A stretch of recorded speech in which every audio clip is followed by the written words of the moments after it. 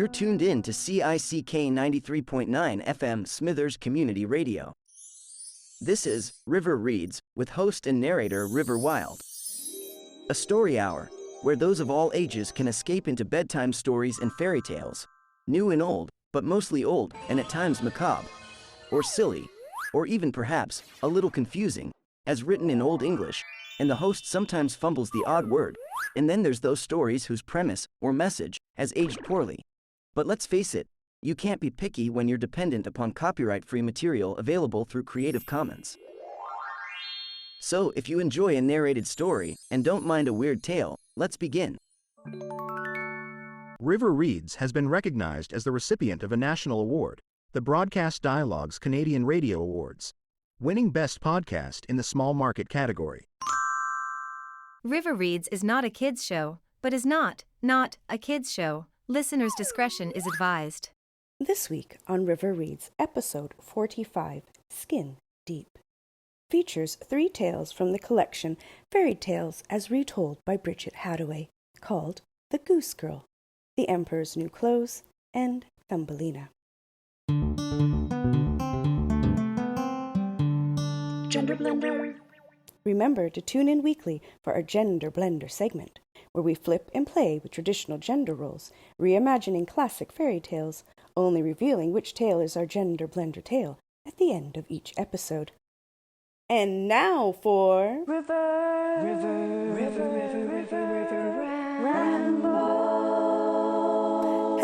Hello, I'm your host, narrator, River Wild, recording live from under my stairs, aka not really live. I just record that way to cut down on editing. Our 3 tales today, The Emperor's New Clothes, The Goose Girl, and Thumbelina, highlight the importance of inner truth and virtue over superficial appearance.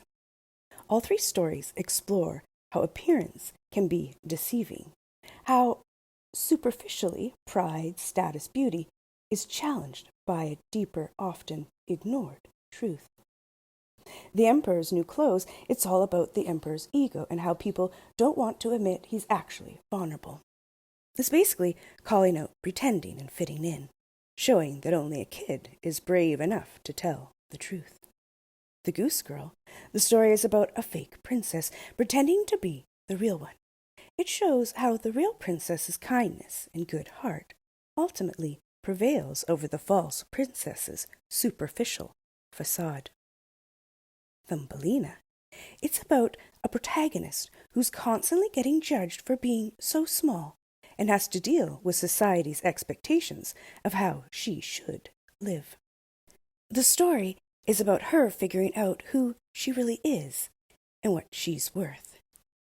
Each reveals how outward deception and pride mask deeper realities, with true merit ultimately prevailing.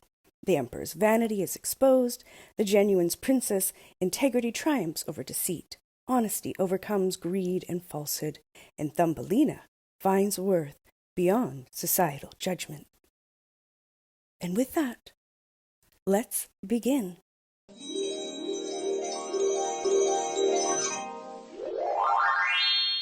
Thumbelina, from Fairy Tales, retold by Bridget Hadaway. There was once a woman who lived all alone. What she wanted most of all in the world was to have a little child, but she had not the faintest idea where to find or even look for one. So eventually she went to a witch, who had recently settled in the neighborhood, and said to her, "I would so dearly like to have a little child. I beg you, do please tell me where I can possibly go find one." "Oh," said the witch, "I only wish everyone wanted something so easy of me. You don't have to go far for it." And while the cat curled up beside her gave a knowing wink, and the wide-eyed owl nodded its wise agreement from its perch behind her, the witch fumbled in her pocket for a moment, then said, "Here, take this barleycomb. It's a very special one, of course. Oh, but all you have to do is plant it in a flower pot, and you'll soon see what happens." "Thank you more than I can say," breathed the grateful woman, giving the witch a penny, and she went home and planted the barleycomb. In no time at all, the grain began to put out, the palest green shoots, and as the woman watered, tended, and watched it, as no one had ever watered, tended, or watched a plant before, the shoots grew into long, furled leaves, protecting an invisible stem, until one morning the woman awoke to find that the stem had tapered overnight into a lovely, slender flower. It looked like a tulip, but the petals were shut tight as though it were still in bud. "What a pretty flower!" the woman exclaimed, and leaned over impulsively to give the petals a kiss. Directly her lips touched them, and the tulip burst wide open, and there, sitting in the middle of the flower, was a tiny, perfectly formed little child. Their skin was tenderly pink as almond blossom, their hair burnished gold as a harvest moon, and marveled at all. They were so no taller than your thumb. So the woman immediately gave them the name Thumbelina. A well-varnished walnut shell served as their cradle, blue-violet petals for their mattress, and a rose leaf for their blanket. In the daytime, they were allowed to play about on the table, where the woman had put a plate with flowers. Their stalks stood in water, and a large tulip petal floated in the middle of the plate. Thumbelina liked to sit on this, and row themselves from one side of the plate to the other, using a couple of white horsehairs as oars. They used to sing while they rowed in the sweetest voice you ever heard. One night, as Thumbelina lay in their walnut cradle, a hideous toad came hopping in through the window. It was big and ugly and slimy, and it jumped straight down onto the table where Thumbelina was lying asleep under their rose leaf. "They'll make a good partner for my child," thought the toad, and snatched up the cradle with Thumbelina still in it, then hopped with it back through the wide open window and out into the dark, gloomy night. A stream ran through the garden. It had muddy banks, and here the toad lived with their child. "Ugh, what an ugly and horrible creature it is!" "Coax, coax, back our crocks," was all they could say when they saw the lovely little Thumbelina in the walnut shell. "Shh! Not so loud, or you'll wake them," said the toad. "It might run away from us, for it's as light as a thistledown. Let's put it out on the stream on one of those large water lilies. It's so small and light that the leaf will like an island for her. It can't escape from there, and in the meantime we'll clear a hole out of the mud for you two to live in." The old toad swam out and placed the walnut shell with Thumbelina still sleeping in it on the largest leaf they could find. Early the next morning the little child woke up, and when they saw where they were, they cried bitterly. The toads decorated the new room they had made with rushes and yellow water lilies, and then they swam out to Thumbelina. The older toad made a low curtsy to the child and said, "Here's my child. They'll make you a fine partner, and you will live happily together down in the mud." The young toad, "Cock, cock, smacker, macker," was all that they could say. Then they and their old toad took the walnut bed and swam away to put it into the bridal chamber. Thumbelina sat on the green leaf and cried, for they didn't want to marry the toad. Some fishes swimming around under the lilies had overheard the toad's words, and they were sorry for Thumbelina. So they swarmed together and nibbled at the water lily stalk until the leaf came loose and floated down the stream far away from the two toads. The sunshine gleamed on the water like fine gold, and the birds sang all around Thumbelina. A dainty little white butterfly fluttered around them, and at last it settled on their leaf. Thumbelina took the ribbon out of their hair and tied one end of it to the butterfly, while they made the other end fast to the leaf, so that the butterfly flew ahead, pulling the leaf with Thumbelina on it. Just then a large cockroach flew down and caught Thumbelina by the waist and carried them up into a tree, with the leaf went floating on with the butterfly still tied to it. what a fright it gave Thumbelina! But what upset them the more was that the thought of the butterfly that they had tied to the leaf. It would starve to death unless it would free itself. The cockroach told Thumbelina how attractive they were, which pleased Thumbelina, but made all the other cockroaches in the tree spitefully jealous. "Why, it has only got 2 legs!" they scoffed, squatting there on their own 6. "And it hasn't any feelers!" they sniffed, flaunting theirs as boastfully as one might their ostrich headdresses at a ball. "And did you ever see such clothes?" they taunted, disdainfully eyeing Thumbelina's clothes. "Isn't it ugly?" When the cockroach heard all the others criticizing Thumbelina, they took another look at it himself and decided they weren't so pretty after all, and they would waste no more time on it. Upon which they promptly threw Thumbelina down from the tree and left them sitting on a daisy crying, because they thought that they were so ugly. Thumbelina managed to live alone in the wood right through the summer. They took blades of grass and plaited them into a bed, and they hung this under a dock leaf to be out of the rain. They sipped the honey in the flowers for food, and drank the dew on the leaves in the morning and at night. And they did, somehow, have company from time to time. A sparrow hopped by one morning and scattered some crumbs from its bill. When they protested that they really couldn't deprive them of their own lunch like that, it chirped, "Nonsense! I can always get more. Where'd that come from? I can even bring you some more tomorrow."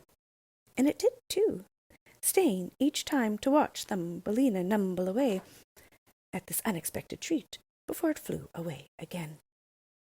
A shame, it said, that it couldn't take them with it, for it didn't think their love would exactly welcome sharing their nest with such a pretty young rival. Thumbelina's next visitor was an unusually agreeable caterpillar, who, seeing them sitting lonely on a dandelion, offered Thumbelina a ride on its back.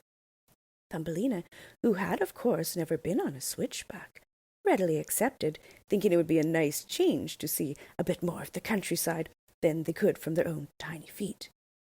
But after they had humped and bumped along for no more than a yard or so on this bristly back, their head felt so dizzy, their fragile skin so sore, that they had to ask to be let down.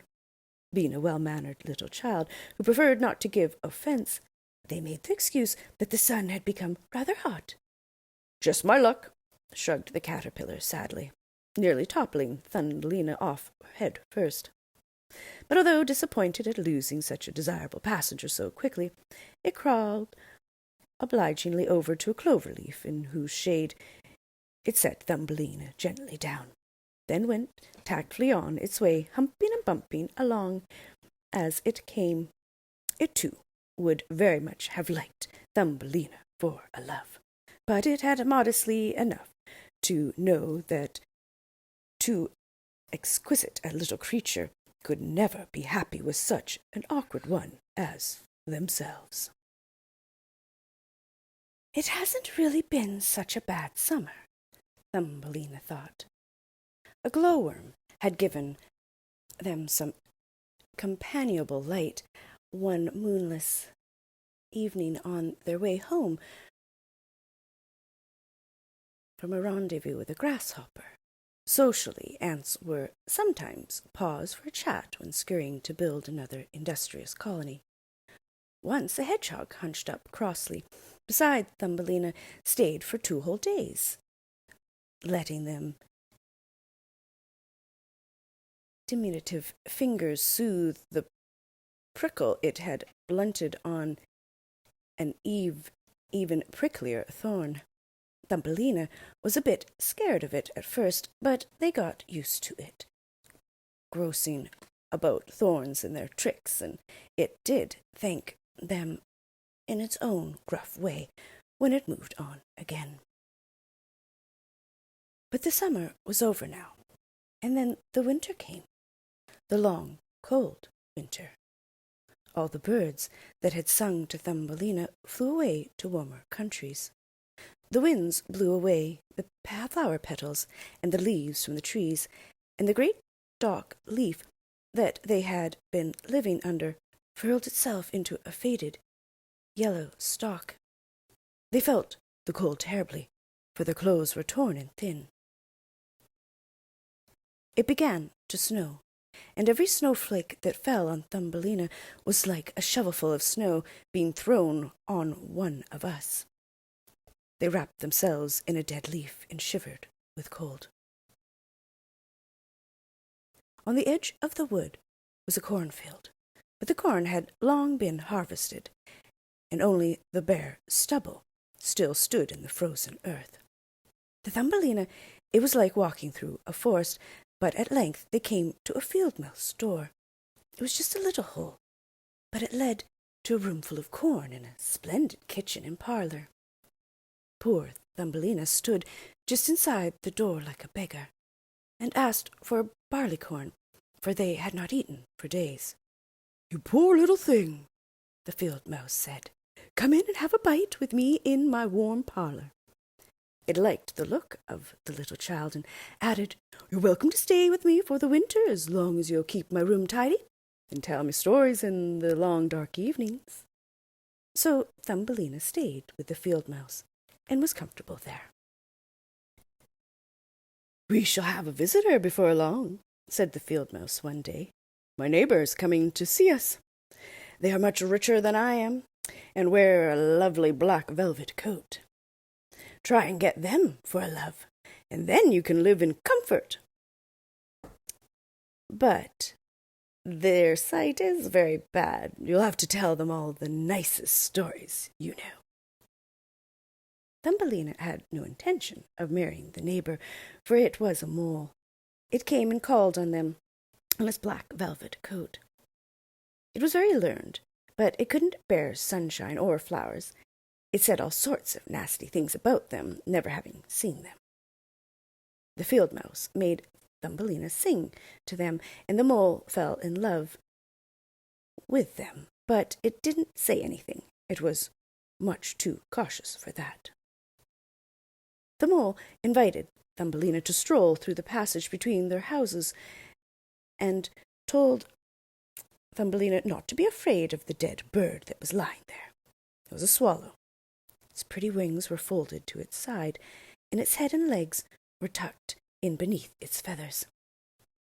The poor bird must have died of cold, and Thumbelina felt sorry for it. But the mole just kicked it and said smugly, "What's a bird got to show for all its twittering and singing in the summer? In the winter it must starve and freeze. But I suppose that's considered a great thing these days." Thumbelina didn't say a word, but when the mole had gone on, stooped down and kissed the swallow's closed eyes. Then plaited a big fine blanket of hay and carried it down and spread it over the dead bird. They took some soft thistledown they had found and tucked it around the swallow so that it might lie warm in its last resting place. "Goodbye, little bird," Thumbelina said, and rested their head against its breast for a moment. Thumbelina sprang up in a great fright, for they had heard a kind of thumping inside. It was the bird's heart. The swallow wasn't dead. It had been unconscious with cold, and now it grew warmer. It was reviving. Thumbelina tucked the thistledown still more closely around it, and fetched a curled mint leaf that they had been using for their own counterpane, and spread this over the bird. The following night, Thumbelina again stole down to the passageway, and this time the swallow was conscious and could open its eyes. "Thank you, my child," it said. "Thank you. I shall get back my strength and be able to fly again." Then Thumbelina brought the swallow some water in a coarse petal. The bird drank it and told them how it had torn its wing on a bramble and so had been unable to fly away with the other swallows. Thumbelina continued to nurse the swallow, but neither the mouse nor the mole knew anything about it, or they would have forbidden it. spring arrived, and the sun began to warm the earth again. The swallow flew off into the woods, and would have taken Thumbelina with it, if the little child had not feared to upset the field mouse by leaving them. Thumbelina felt so sad, for they were never allowed to go out into the sunshine. "You'll have to start making your wedding trunk soon," said the field mouse, "for you will need a lot of woolens and linens when you're married to the mole." The field mouse was then engaged 4 spiders to spin and weave for Thumbelina and the mole. They were to be married at the end of summer, for the vole very much preferred the cold seasons to the warm. Thumbelina wept bitterly, because they didn't want to marry the mole. "Don't be so pig-headed, my child," said the field mouse, "or I'll bite you with my teeth. The mole will make you a splendid love. The queen herself hasn't anything as fine as that black velvet coat. You ought to thank heaven they're yours." The wedding day arrived. Thumbelina couldn't bear to say goodbye to the sun and live down under the earth forever. They ran to the doorway and stretched out their arms. "Oh, my dear swallow, where are you now?" they cried. "Tweet, tweet," called a voice overhead. They looked up, and there was the swallow just passing. It was delighted to see Thumbelina again. Thumbelina told it how they were being forced to marry the mole and live under the earth with them. "The cold winter will soon be here," said the swallow, "and I'm flying far away to the south. Will you come with me? You can sit on my back and tie yourself on with your sash. Where I'm going it's always summer, and there are lovely flowers all the year round. Dear Thumbelina, do come with me." "Yes, I'll come," said Thumbelina, and climbed onto the bird's back. They settled their feet on the outstretched wings and tied their sash to its strongest feathers. Then the swallow flew high up in the air, over lakes and forests, and over the mountains. Thumbelina shivered in the cold air, but then nestled closer under the bird's warm feathers and looked down at the snow-capped peaks beneath. At last they reached the south. The sun shone brightly there, and the sky was blue and seemed much farther away. There were vineyards on the hillsides and groves of olive trees and oranges. The air smelt sweetly of myrtle and curled mint, and lovingly dark-eyed children darted about after butterflies. The swallow kept flying on and on, till at last they came to an ancient palace of white marble standing against a blue lake. The tall pillars were covered in vines, and on top of one of these was the swallow's nest. A large white marble column was lying on the ground by the lake.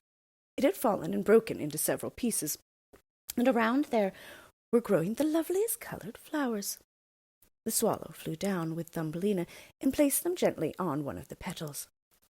There, in the middle of the flower, sat a little human, who wore a gold crown on their head and had folded wings on their shoulders. They were the guardian of the flowers, and in the size they were no bigger than Thumbelina. They fell in love with them and asked Thumbelina to be their love. Thumbelina gladly agreed, and as a wedding present, they gave Thumbelina a pair of beautiful wings so that they too could fly from flower to flower.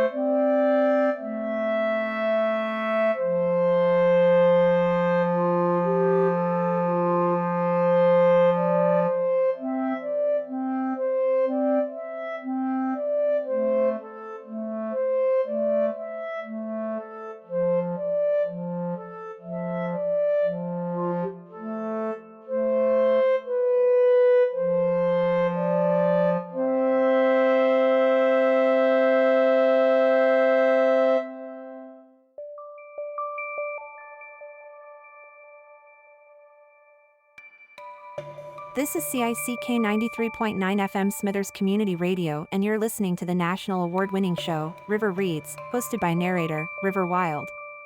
As a non-profit community radio station, we rely on our silver sponsors, like Mountain Eagle Books. Thank you, Mountain Eagle Books, for your invaluable support towards promoting local music and community radio. Now, let's continue with our scheduled programming. The following story has been rated AHD, as an animal is harmed and or may die. And while often benign in description, listener discretion is advised. The Goose Girls, from Fairy Tales, as retold by Bridget Hathaway. Once upon a time, there was an old queen who had a beautiful daughter. When she grew up, the queen set about looking for a suitable husband for the girl, and finally arranged with a neighboring king that she should marry his son. The queen gave her daughter many costly jewels, pearls, and rubies and emeralds to carry with her on her journey, and dressed her in the finest robes of gold and satin. She commanded the grooms to untie her magic horse, named Falada, and harness him with a gold saddle and silver bells. Finally, she chose as her daughter's companion for the journey a serving-maid who was both quick-witted and fearless. Thus equipped, the good queen thought the princess would come to no harm. When the hours for leave-taking drew near, the queen went to her bedroom, and taking a small silver knife, she cut her finger until it bled, and let 3 drops of her blood fall onto a white handkerchief. This she gave to the princess, saying, "Dear child, take good care of this handkerchief. I have cast a spell on it, and while you have it, you will come to no great harm." So they said goodbye to each other, and the princess folded the handkerchief into her bodice, and mounted the horse Falada, and set out to meet her bridegroom, with the serving maid following a short distance behind. After they had ridden for a few hours, the sun stood high in the sky, and the girls and their horses grew thirsty. The princess said to the serving maid, "Please bring me some water from the stream. Go, fill my silver cup with it." To her surprise, the maid replied curtly, "If you are thirsty, dismount and lie down by the water and drink. I don't want to wait on you." The princess, who had a gentle nature, dismounted from her horse and bent over the stream and drank. She had to cup the water in her hands, for the maid would not let her have the silver cup. As she drank, she murmured, "Oh, heaven, what shall I do?" And the 3 drops of blood on her mother's handkerchief replied, "Ah, if your mother only knew, her heart would surely break in 2. The princess quietly mounted her horse again, and they rode on until the sun beat down on their heads, and the princess became faint with thirst again. As they passed by a pool, she called to her serving maid, "Please bring me some water, clear water from the pool. Go fill my cup with it." For she was used to asking these things, and had forgotten the girl's rude words. But the maid replied, "If you are thirsty, dismount and go and get a drink yourself. I don't want to wait on you." The princess was so thirsty that she dismounted and leaned out over the pool and drank from it. Her tears fell into the water as she cried, "Oh, heaven, what will become of me?" And the 3 drops of blood replied, "Ah, if your mother only knew, her heart would surely break in 2. The princess wept so bitterly that she did not notice that the handkerchief had fallen out of her bodice and floated off into the pool. But the maid saw what had happened, and was delighted, because the queen's spell was now broken, and the bride was no more than a defenseless girl, weak and powerless against the world. When she wished to mount Falada again, and waiting maid called out, "Take your hands off him. I mean to ride the magic horse now. You must take mine." So the princess was forced to hand over her horse with its golden saddle and silver bells. Then the maid ordered her to take off her royal robes and exchange them for her own common ones, right down to the princess's chemise of fine muslin and silk, which the serving girl slipped on in return for her own one of coarse linen. When this was done, the maid took the gold and amber hairpins and silk ribbon out of the princess's hair and placed the royal coronet of lace and pearls on her own head, while the princess's long golden hair fell loose around her shoulders. Then the maid said, "Unless you solemnly swear that you will never tell a living soul of what happened on this journey, I will kill you." The princess saw that the maid meant what she said, and was so terrified that she gave her word. Then the maid mounted Falada, and the princess mounted the maid's pony, and they rode on until they reached the king's palace. The prince hurried to meet them, and at once mistook the serving girl for the princess. He led her up the steps to present her to the people as his bride, while the true princess stood waiting in the courtyard. The old king, however, saw her from the window and admired her beauty and gracefulness. He asked his son's bride who the slender, silent companion in the servant's clothes was, and the false princess said quickly, "That's just a simple girl I met wandering on the road, and brought along with me for company. I have no need of her now. Give her some work to keep her busy." "In that case," said the king, "let her help the boy who minds the geese outside the city walls. 'Tis simple work, and will not tire her." So the princess was sent to join Conrad the goose boy on the green slopes outside the city walls. Next, the false princess said to the prince, "Before we celebrate our wedding, I want you to grant me one favor. Please kill my horse, Falada. He almost threw me several times on the way here, and is too dangerous to ride." The prince at once commanded that Falada be killed and his body thrown outside the walls. When the true princess heard of the fate that had befallen her faithful horse, she wept. She begged the man who had killed him to nail his head over the city gate, through which she drove her geese every morning and every night, so that she could still see him sometimes. The slaughterer did as she wished, and nailed the head fast over the arched entrance to the city. Early the next morning, as she and Conrad drove their geese out of the city, they passed through the gate and under the horse's head. The princess sighed to herself and said, "Falada, Falada, you hang here dead." And the head replied, "Alas, princess, for the tears you shed. Ah, it is your mother only knew, her heart would surely break in two." The princess was so overcome at sight of the dead horse's head and at the soaring words it had spoken that she sank down to the ground beneath it, her eyes too misted by fresh tears to guide her way 2 steps further. The simple Conrad, as unaware as any one of her true identity or the cause of her grief, hovered hesitant and somewhat curious by, until she was sufficiently collected to dab her tears away, to come unaided to her feet, and to fall in again beside him. Then they went out of the city and drove the geese over the green slopes and apple orchards, where they could peck and wander all day. The princess's golden hair was caught by the wind and blown this way and that, because she had no pins nor clips to hold it down.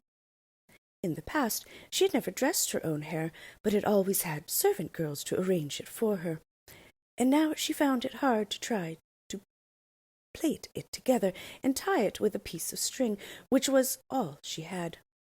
She combed out the tangles and knots until her hair hung like a silk curtain down her back.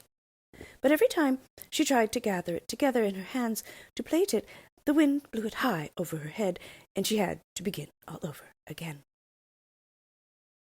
The goose boy Conrad watched her with great interest. Her hair gleamed so brightly that he longed to pull out some of the strands for himself.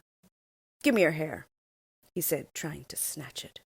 But the princess called out, "Wind, wind, come today, come blow Conrad's hat away. Let him chase past cows and swine, till my hair so gold and fine is no longer hanging loose, but tightly plaited in a noose." No sooner had she said these words than a gust of wind came and blew Conrad's hat away, and he had to chase after it over the fields and through the orchards. While the geese pecked in the grass around her feet, the princess had all the time she needed to learn how to plait her whole golden hair. When at length Conrad came back with his hat in his hand, she had one thick plait hanging down her back and was able to laugh at him. That made Conrad angry, and he would not speak to her for the rest of the day. So they watched the geese in silence until the sun went down, and then they drove them home.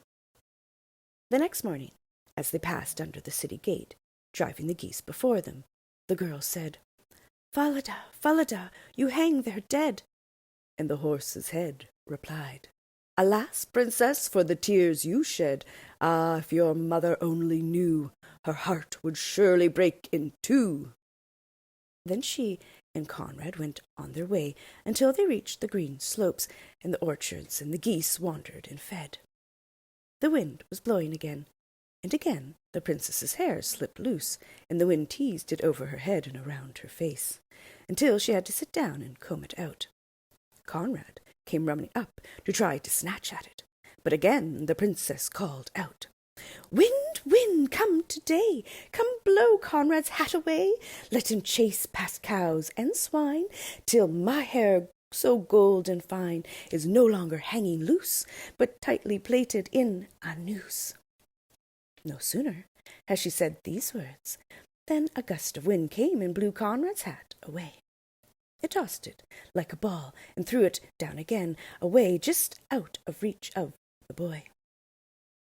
By the time he had finally caught it and crammed it back on his head, she had long finished plaiting her hair, and he had no chance of getting any of it for himself.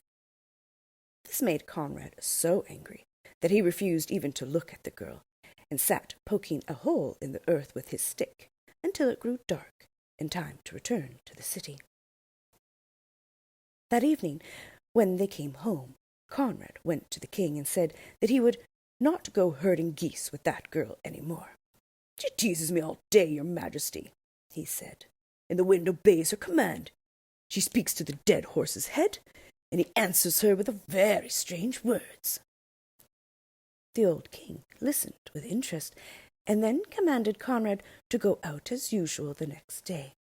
Next morning, he hid behind the city's gate and heard the girl talking to Falada. Then he followed them to the orchard and watched while the girl let loose her glittering hair, and the wind obeyed and blew Conrad's hat away while she plaited it. When she returned to the city that night, the king sent for her and questioned her about her strange behavior. Weeping bitterly, she replied that she was under oath never to speak of it to a mortal soul. "Then tell your troubles to the iron stove," said the king, and he left the room. The princess stood by the stove, and still weeping, told it everything that had happened since she left her mother's palace. The old king, meanwhile, had been standing beside the stovepipe outside the room, and had heard everything she said. Then he commanded that the royal clothes be brought to her, and that her hair be dressed again as befitted a queen. He sent for his son, and told him about the serving maid's deceit, and that this was his true bride. And the prince was glad, for he had begun to dislike and mistrust his intended bride, and longed for a gentler and more loving wife. The maid was banished from the kingdom. The young prince married the true princess. They ruled the kingdom in peace and happiness.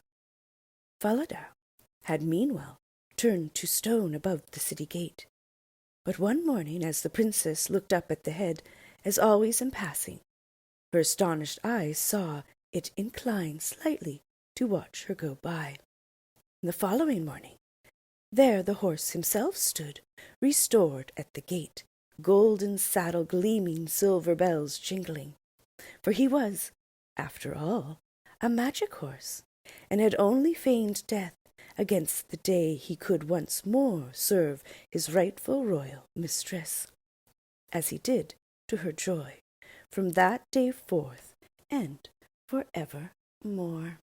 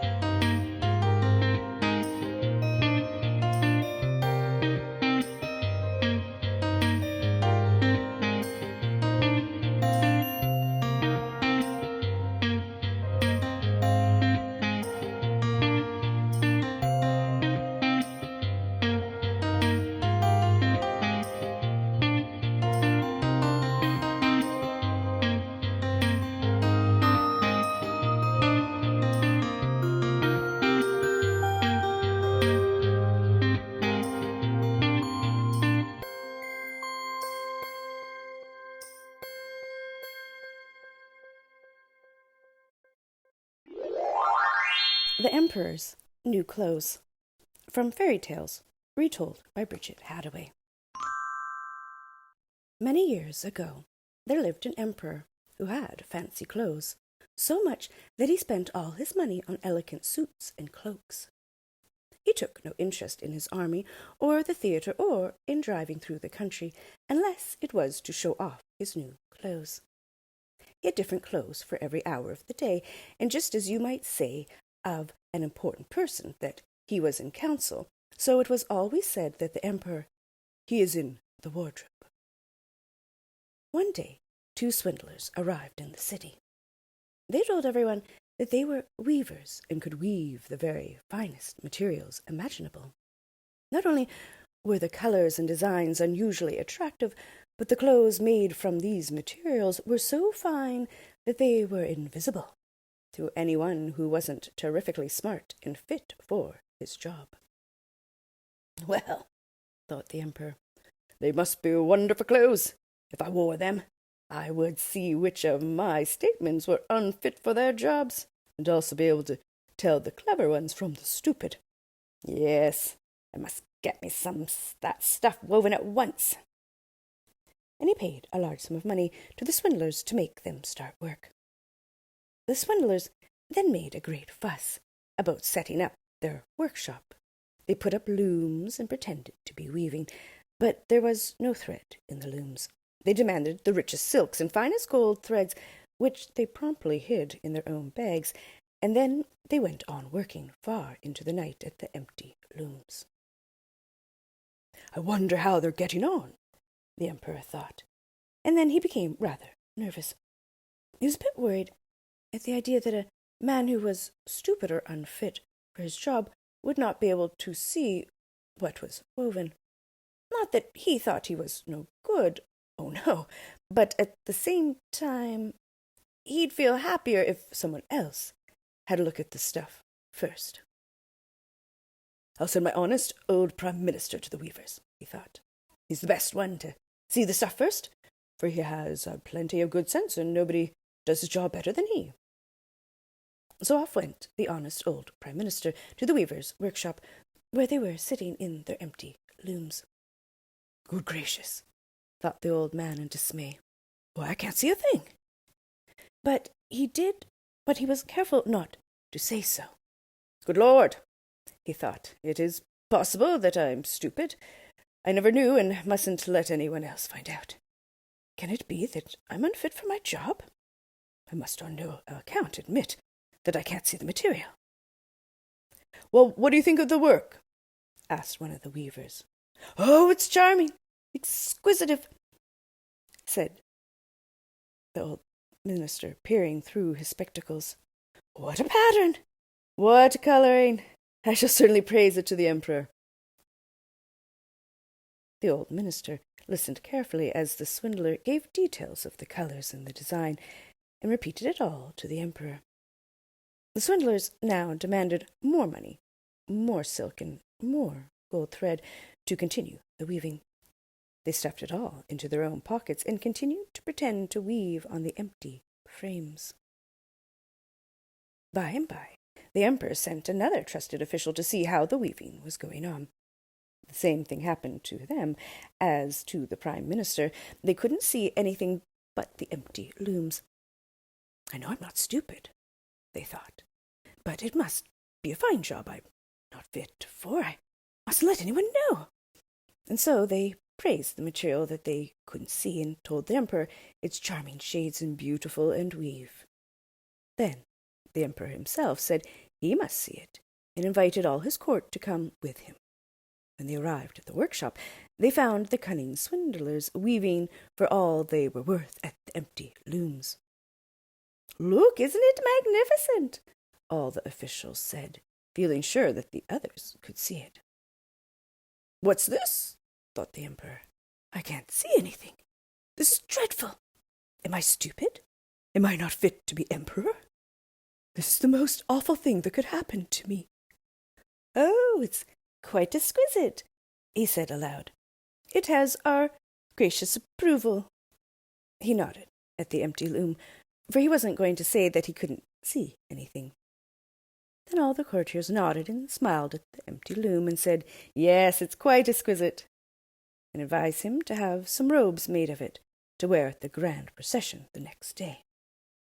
Magnificent, delightful, superb were the words of praise that filled the air. Everyone was enormously pleased with the cloth. The emperor bestowed a knighthood on each of the swindlers, with a bag to wear on his lapel, and gave them the title of Emperor Weavers. On the eve of the grand procession, the swindlers sat up all night, with 20 candles burning in their workshop.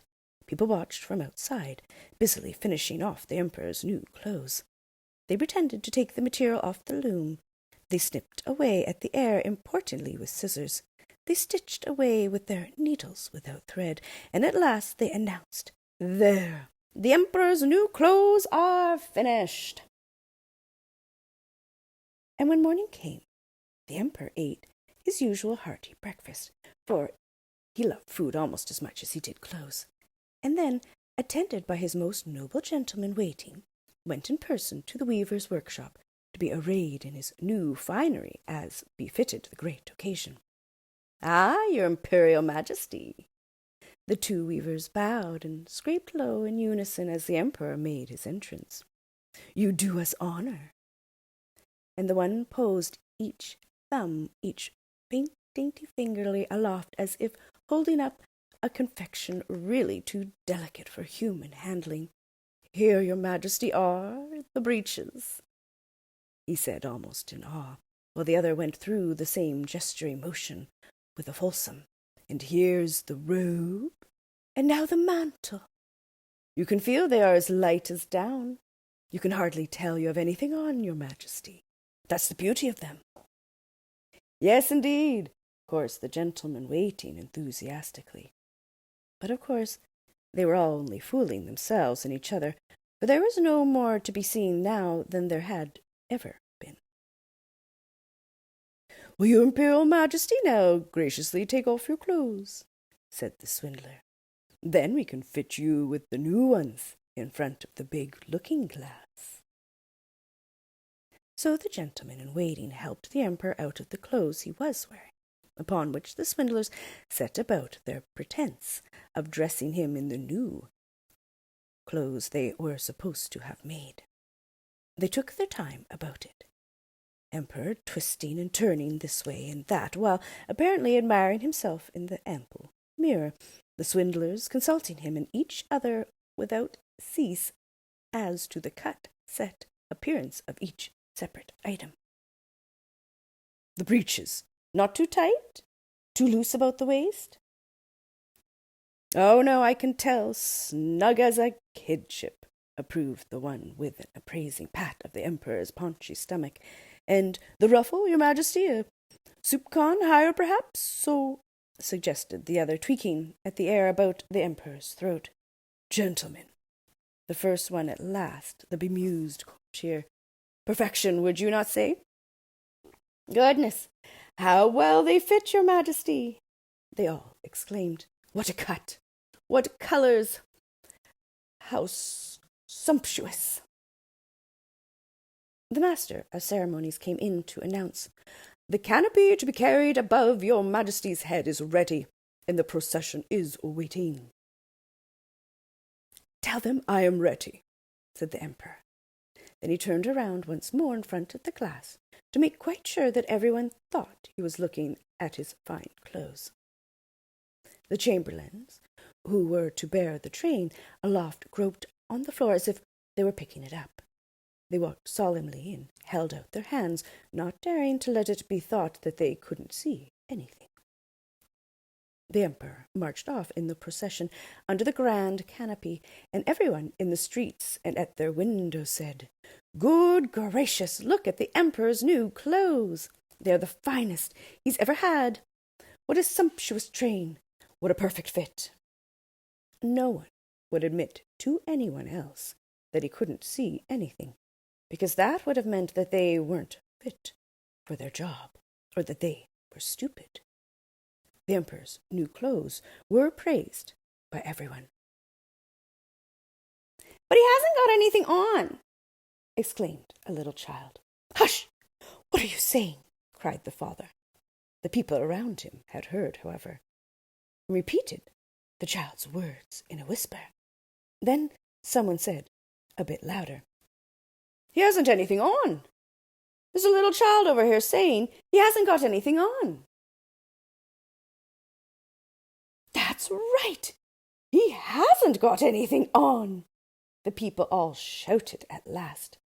And the Emperor began to feel very uncomfortable and embarrassed, for it seemed to him that the people were right.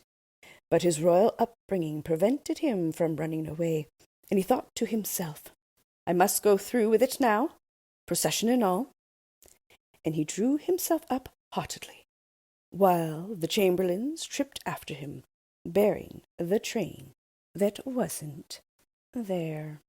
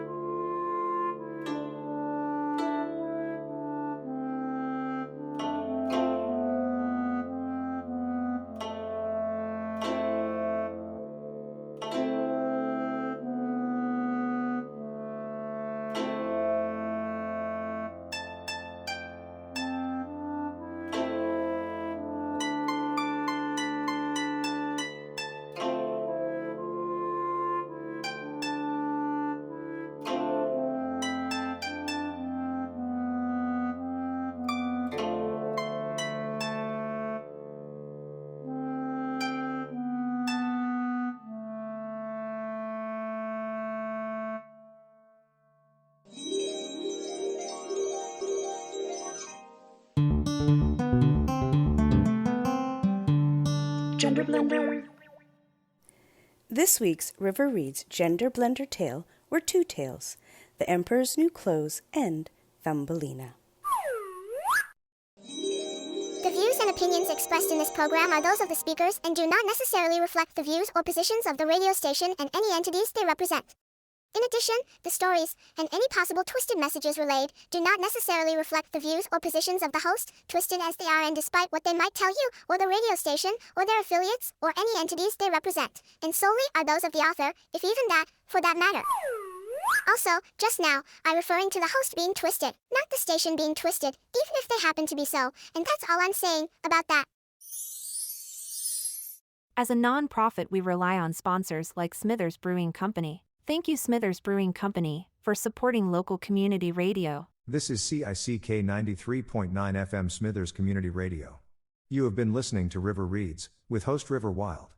For more River Reads, tune in weekly every Saturday at 10 a.m., and Sundays at 9 a.m. See you then.